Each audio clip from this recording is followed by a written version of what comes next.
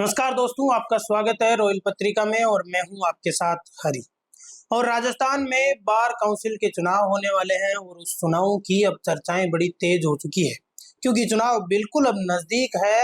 और आज हमारे साथ में चुनाव को लेकर चर्चा करने के लिए सैयद शाहिद हसन साहब जो सीनियर एडवोकेट है वो मौजूद है। सबसे पहले तो हसन साहब, आपका रॉयल पत्रिका में बहुत बहुत स्वागत है। बहुत बहुत शुक्रिया अरिजी जी कि आप रॉयल पत्रिका से आए हैं और बार कौंसिल के चुनाव के बारे में जो है आप मेरे से इंटरव्यू कर रहे हैं। तो मैं आपके चैनल पे बहुत बहुत स्वागत करता हूँ। बहुत बहुत धन्यवाद। सबसे पहले तो आप पृष्ठभूमि बताइए, अपने परिचय दीजिए, जनता थोड़ी जाने, क्योंकि आप पहले भी बार काउंसिल के हैं वो चेयरमैन रह चुके हैं। देखिए, ऐसा है कि हरी जी, मैं सैयद शाहिद हसन सीनियर एडवोकेट हूँ हाई कोर्ट के अंदर। और जहाँ तक मेरी पारिवारिक पृष्ठभूमि की बात है, मेरे पिता जस्टिस फारूक हसन साहब जो है वो अभी अधिवक्ता रहे हैं, मशहूर वकील रहे हैं और राजस्थान उच्च न्यायालय में करीब 9 वर्ष तक वो राजस्थान उच्च न्यायालय में हाई कोर्ट के जज रहे हैं। इससे पहले वो सवाई माधोपुर से एमएलए भी थे और पूर्व मंत्री थे। और वो पहले आदमी थे जो मंत्री रहने के बाद में हाई कोर्ट जज बने और हाई कोर्ट जज रहते हुए जो है उन्होंने जो है न्याय दिया। और देखिए, पारिवारिक पृष्ठभूमि की जहाँ तक बात है कि मेरा बेटा भी जो है वकील है और मेरे परिवार में करीब जो है 8-10 वकील हैं। तो देखिए, ऐसा है कि बार कौंसिल का चुनाव 22 अप्रैल 2026 को होने जा रहा है और चुनाव में मैं भी प्रत्याशी हूँ। और देखिए, ऐसा है कि मैं 2018 में बार कौंसिल का जो है सदस्य निर्वाचित हुआ था और फरवरी 2020 से लेकर मार्च 2021 तक मैं बार कौंसिल का चेयरमैन भी रहा। और चेयरमैन रहने के दौरान जो है मैं उस दौरान चेयरमैन था जबकि कोरोना अपने पीक पे था। तो कोरोना के दौरान जो है बार कौंसिल ने 15,000 अधिवक्ताओं को जो है आर्थिक मदद दी और जो है अधिवक्ताओं की चिकित्सा सुविधा जो है हमने कोरोना काल के अंदर कराई। इसके अलावा देखिए, ऐसा है कि बार कौंसिल ने बहुत ही अभूतपूर्व कार्य किए हैं। हमने जो है बार कौंसिल के 2 अधिवक्ता भवन जयपुर और जोधपुर में शुरू किए। अधिवक्ताओं के ठहरने के लिए 20 कमरे जयपुर में, 20 कमरे जोधपुर में जो है हमने निर्माण कराए और उनको सुचारू रूप से चालू करवाया। अधिवक्ता भवन के अंदर जो है कोई इंडिया से कोई भी अधिवक्ता अगर आता है वो अपना आई कार्ड दिखा के रियायती दर के ऊपर अधिवक्ता भवन में ठहर सकता है। इसके अलावा देखिए, ऐसा है कि हमने जो है बार कौंसिल में और भी काम किए हैं। दूसरा काम हमने काम ये किया कि हमने जो है अधिवक्ता कल्याण निधि अधिनियम जो है, जिसको हम एडवोकेट वेलफेयर एक्ट जिसको बोलते हैं, उसके अंदर भी जो है आमूलचूल परिवर्तन किए।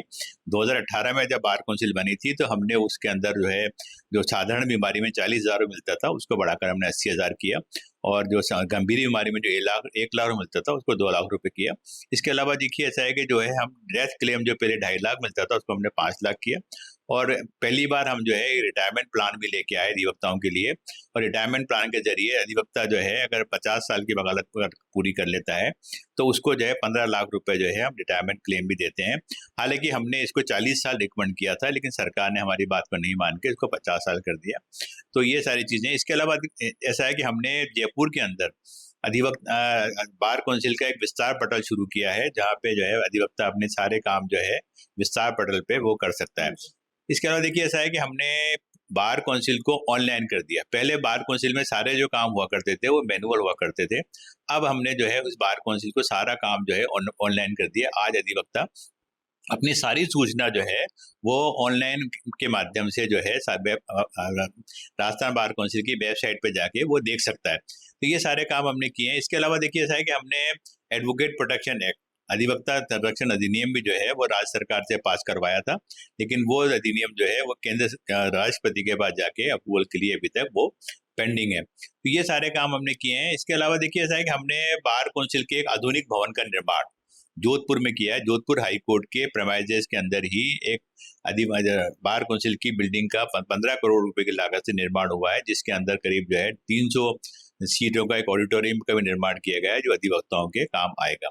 ये सारे काम हमने बार कौंसिल के अंदर किए हैं। और भी काम हमने बहुत सारे जैसे किए हैं, तो उसकी फहरिस्त जो है बहुत लंबी है। जी जी, तो फेरिस बहुत लंबी है, लेकिन हमारे जो दर्शक है, अधिवक्ताओं को तो पता ही है कि बार काउंसिल का चुनाव कैसे होता है, ज्यादातर को लोगों को पता ही है। लेकिन हमारे दर्शक है उनको भी आप थोड़ा सा इस चुनाव की प्रक्रिया बताइए, क्योंकि ये चुनाव की प्रक्रिया बड़ी उलझी हुई सी नजर आती है। देखिए, ऐसा है कि बार काउंसिल का जो चुनाव है वो प्रोफेशनल ट्रांसफरेबल बोर्ड इसके अंदर होता है। पहले जो है 25 मेंबर का चुनाव हुआ करता था, लेकिन सुप्रीम कोर्ट के एक आदेश के बाद में इसमें जो है 25 सीटों के बजाय 23 सीटों का चुनाव हो रहा है, और 23 सीटों में से जो है महिलाओं के लिए 5 सीटें आरक्षित हैं। इसके अलावा 2 महिलाओं का जो है ऑप्शन जो है बाद में किया जाएगा। इस तरह से 25 सीटों में से 7 सीटें जो है महिलाओं के लिए आरक्षित हैं और 18 सीटें जो है पे पुरुष है। अब देखिए ऐसा है कि इसमें चुनाव कैसे होता है। इसमें चुनाव जो है, इसमें बार काउंसिल में अभी 234 कैंडिडेट जो है वो चुनाव लड़ रहे हैं, और 234 कैंडिडेट को जो है अधिवक्ता जो है अपनी मर्जी के मुताबिक जो है वो वरीयता देंगे, पहली, दूसरी, तीसरी, चौथी, पांचवी, इस तरह से 23 वरीयता तक जो है अधिवक्ता अपने जो है दे सकता है।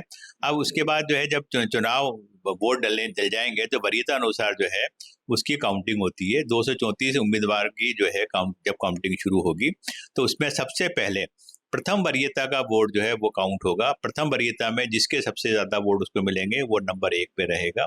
इसके बाद में सबसे आखिर में सबसे कम वोट जिसको प्रथम वरीयता के मिलेंगे वो जो है अधिवक्ता सबसे नीचे रहेगा, और उसको जो है एलिमिनेट होगा, वो मतलब वो आउट होगा, वो जब हारेगा तो उसकी सेकंड वरीयता किसको मिली है वो सेकंड वरीयता उसको काउंट होगी। इस तरह से नीचे से एलिमिनेशन राउंड चलता रहेगा, नीचे से कैंडिडेट आते रहेंगे और उनकी वरीयता जो है दूसरी, तीसरी, चौथी, पांचवी वो वरीयता जो है दूसरों में ऐड होती रहेगी।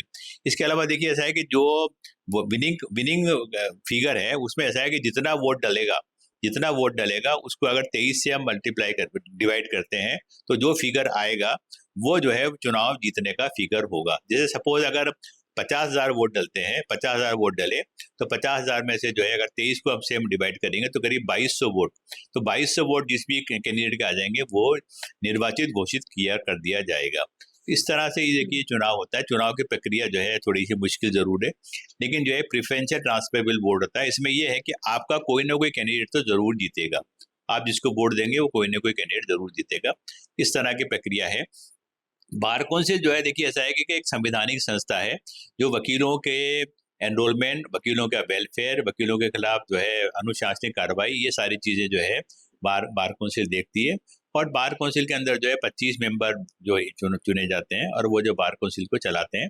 इसका कार्यकाल अमूमन जो है वो 5 साल होता है और 6 महीने तक इसका कार्यकाल बढ़ सकता है। जी, तो चुनाव की प्रक्रिया तो हमने समझ लिया है। आप भी चुनाव लड़ रहे हो, क्या विजन है चुनाव लड़ने का? देखिए ऐसा है कि चुनाव लड़ने के पीछे देखिए ऐसा है कि 7-8 साल हमने काम किया है और हमने बहुत सारे काम किए। उस विजन के साथ हम चुनाव के अंदर लड़ रहे हैं। लेकिन देखिए ऐसा है कि हमारे प्रमुख कार्यों के अंदर अगर हम चुनाव जीत के जाते हैं तो हमारे प्रमुख कार्यों के अंदर हम जो है अधिवक्ता संरक्षण अधिनियम जो है इसको लाने का पूरा प्रयास करेंगे। आज अधिवक्ताओं को कुछ सुरक्षा नहीं है, अधिवक्ताओं को सुरक्षा मिले, अधिवक्ताओं को प्रॉपर सुरक्षा मिले, इसके लिए जो है हम जो है अधिवक्ता सुरक्षा अधिनियम चाहते हैं कि केंद्र सरकार के पास जल्दी से जल्दी अधिवक्ता सुरक्षा अधिनियम पास करे। इसके अलावा देखिए ऐसा है कि हम चाहते हैं कि अधिवक्ताओं का सामूहिक बीमा, अब ऐसा है ग्रुप इंश्योरेंस के ऊपर भी काम करेंगे। हम चाहते हैं कि वकीलों के लिए जो है ग्रुप इंश्योरेंस स्कीम जो है वो लाई जाए। अब बार काउंसिल इसको लेके आएगी, बार काउंसिल जो है अधिवक्ताओं का एक ग्रुप इंश्योरेंस जो है वो कराएगी। इसके अलावा देखिए ऐसा है कि हम चाहते हैं कि अधिवक्ताओं को न्यायालयों में बैठने की समुचित व्यवस्था हो। आज हम देखते हैं कि सरकार और जो है हाई कोर्ट जो है कोर्ट्स की अच्छी अच्छी बिल्डिंग तो तैयार करता है, लेकिन उसके अंदर अधिवक्ताओं के बैठने के लिए चैम्बर की व्यवस्था नहीं की जाती।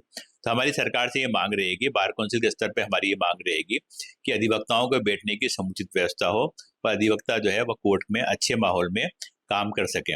इसके अलावा और भी हमारे जैसे काम है, हम चाहते हैं कि अधिवक्ताओं को जो है टोल फ्री जो है व्यवस्था मिले। हम ये भी चाहते हैं कि अधिवक्ता कल्याण अधिनियम जो है हम उसके अंदर जरूर परिवर्तन लाएंगे।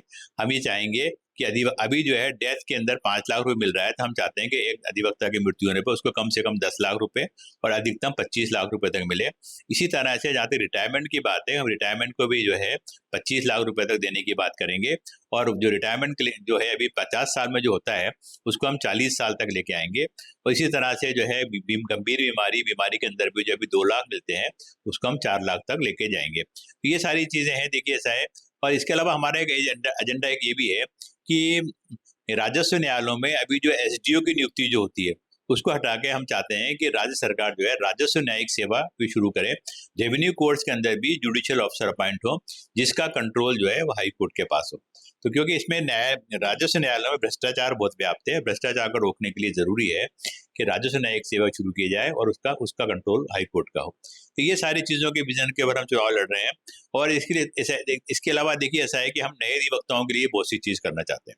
नए अधिवक्ताओं के लिए हम चाहते हैं कि नए अधिवक्ता जब कोर्ट में जब आता है, न्यायालय के अंदर अपना रजिस्ट्रेशन कराने के बाद आता है, तो उसको बहुत स्ट्रगल करना पड़ता है, बहुत उसको परेशानी झेलनी पड़ती है। तो हम ये चाहते हैं कि नए अधिवक्ताओं को 5,000 रुपये जो है हर महीने जो है 3 साल तक मिले, ताकि वो प्रोफेशन के अंदर टिक सके।